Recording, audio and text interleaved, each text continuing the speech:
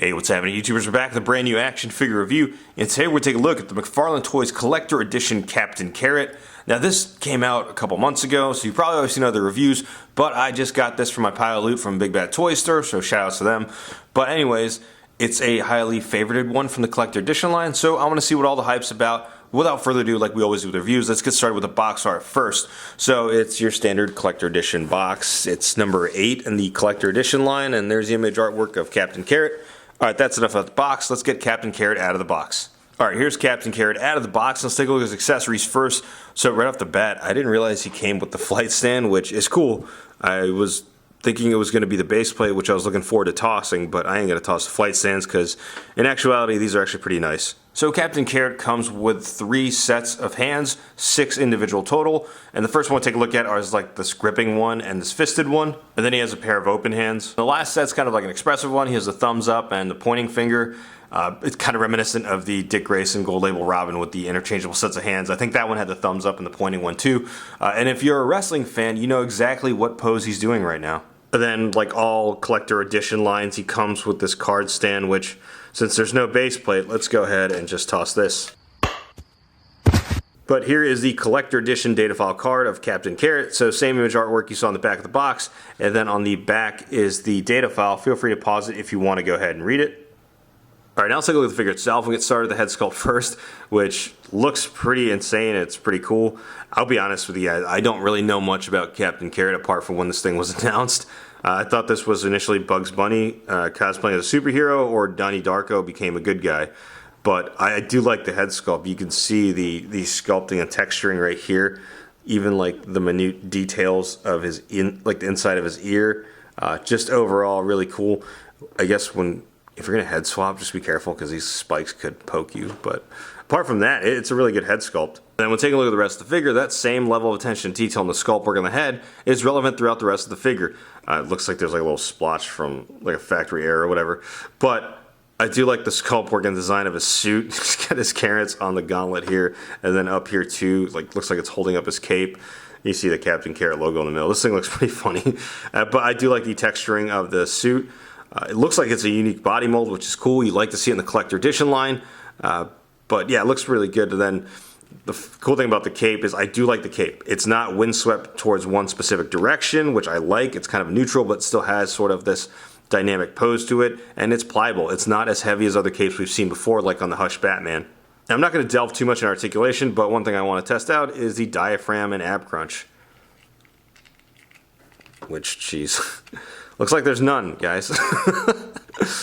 So going back, of course, is, oh yeah, I forgot to mention his tail in the back. You know, from certain aesthetics, it kind of just looks like One Punch Man as a rabbit. But let's see, yeah, there's not much action going forward, unfortunately.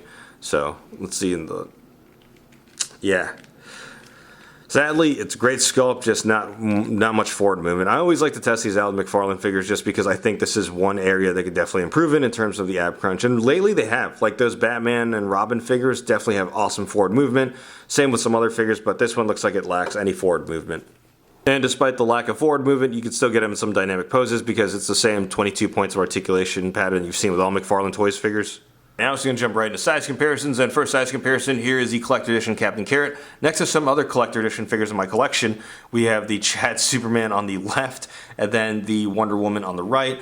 And to me, I'm going to go to my overall thoughts here in a second, but to me these are the 2 best of the Collector Edition line so far. The next size comparison here is standing next to some Batman figures from McFarlane Toys. We have the Nightfall Batman on the left and the Year 2 Batman on the right. The next size comparison here is standing next to a couple other toy lines. We have the Mattel DC Multiverse Earth 2 Superman, and geez, they really used the hell out of that DC UC body mold. And on the right, we have the McFarlane Toys Batman 66 Superman, which I think is based off the comic. And now time for random ass size comparison, which we all already know how this works. My shit in heart.